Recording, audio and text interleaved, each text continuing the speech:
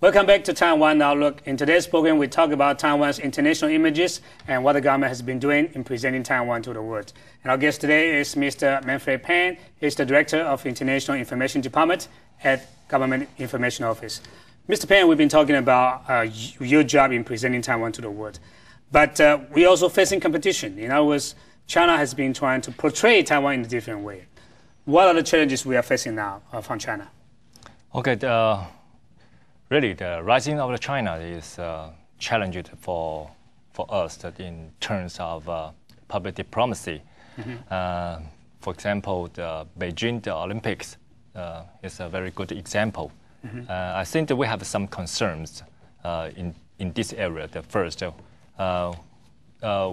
have some concern that through the Olympic Games and the image of Taiwan, mm-hmm. or the international media, the coverage of Taiwan will be probably marginalized. Yeah. And this is one concern, one of the concerns. Another concern is during the games, during the Beijing Olympics, we have to prepare ourselves for some strategy adopted by the Beijing regime.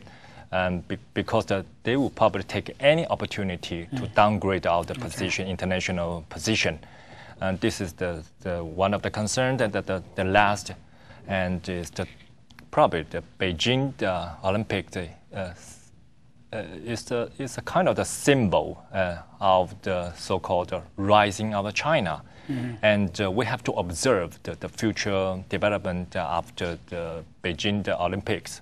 And we have to pay attention and cautiously. What do you do to prepare ourselves for this kind of worst-case scenario, or the worst-case scenario? Of course, we have the situation room in our office, and we have all the strategy, and we have all the plans, and we will implement and step by step. No Obviously, problem. there will be a lot of international media going to Beijing for the Olympic camp. Yes. Are you also inviting those media to come to stop by Taiwan? Sure. I think we will invite the foreign journalists to come to Taiwan, not during the Olympic Games, but also before and after. I think the major goal of our campaign is to give them the opportunity to make a comparison and know the contrast between the Taiwan and the mainland China. And in terms of political system, the economic system, and the social system, and I think it's the golden opportunity for the international media to make this contrast and make this comparison. But as we know that China is also spending a lot of money, more money than we spend in presenting or developing their own international images. And they even set up a so-called public affairs, a public diplomacy department at the MOFA.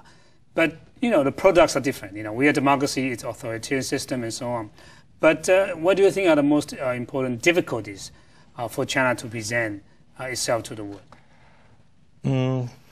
I think we don't have to talk about the problem or the challenges just mentioning the China or just mentioning the so-called China factor. Yeah.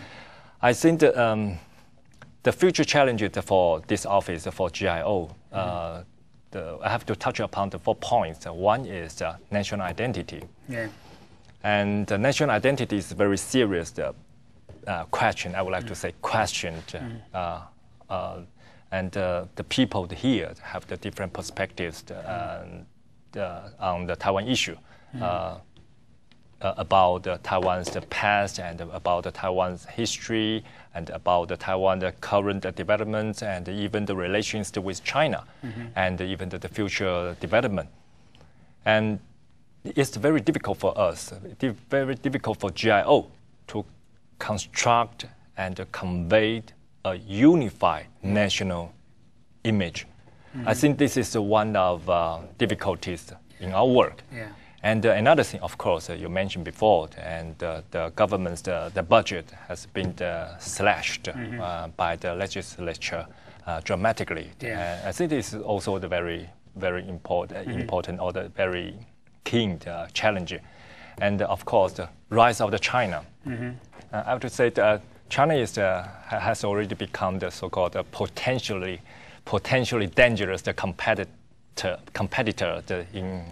in both the public and the conventional diplomacy of our government. And of course, we have to deal with this problem. I think China issue is only the so-called short-term factor, but I think that another long-term factor that I think we have to overcome. That means the knowledge of the people living in the other countries around the world. Because I take one example, probably 20 years ago, that I was sent to Vienna and to receive the German language training. And my landlord said, "Oh, you are from Taiwan. In your country has a queen."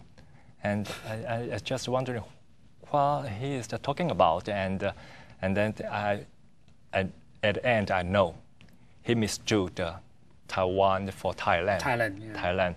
That means that this is the world trend. That means that the people in each country understand the developments of only the neighboring country, and they don't know the situation or they don't know the developments of the country like Taiwan far away from them. And we have to doubly hard to convey and our image, our message to all these people. I think that China factor is very important, but it's only among the very keen challenges. But the world is changing, as you mentioned. That in the old days, people have less access, a few access to know about other countries. But now, your internet and everything. So, in addition to use the so-called traditional media, you know, print, TV, and so on, are you also thinking about to utilize the so-called new media to present Taiwan to the world? In ideal world, one-on-one is the ideal way to conduct public diplomacy. But you know that it's impossible because we have the limited resources, but we have so many people want to reach. And the understanding of Taiwan in each country is different. That means we have to depend on the media. Including the print, electronic, and the internet media. And through the media, we can get out the message across. And through the media, and we can influence the public opinion, the leaders, and the general public. And through the media, we can package our messages, our different messages, old messages in one report or one TV program. And we also want to have a so-called objectivity in observations on Taiwan, not propaganda.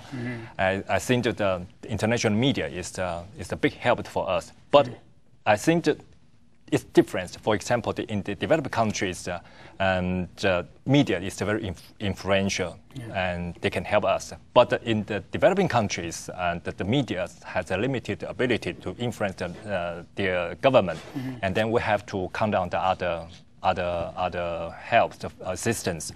For example, coming from our citizens and NGOs and other civic organizations. Finally, let's talk about your personal reflections or feelings. You've been in this job for more than 20-something years and doing the so-called public diplomacy. Yes. What's the most fulfilling part of conducting public diplomacy for your country?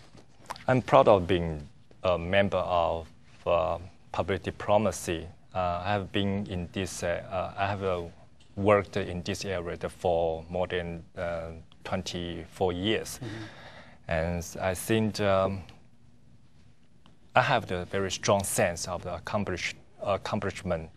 And every day or occasionally, I read the newspaper, I watch TV. I say, hey, this is a message I produce, I initiate, and this is part of my pride. Any frustrations? Of course, no doubt about that. But I have to keep the balance. Yeah. So in the long run, what would be the primary goal for our government in presenting Taiwan's images? Most important part is to get a unified national identity. This is my dream. This is the very important element in our public diplomacy. Thank you very much, Mr. Peng. You've been telling us a lot about Taiwan's international images and your job in presenting Taiwan to the world. Thank you very much. Yeah, thank you very much. Thank you for coming to our program. Yeah, thank you. And thank you for watching Taiwan Outlook, and see you next week. Bye-bye.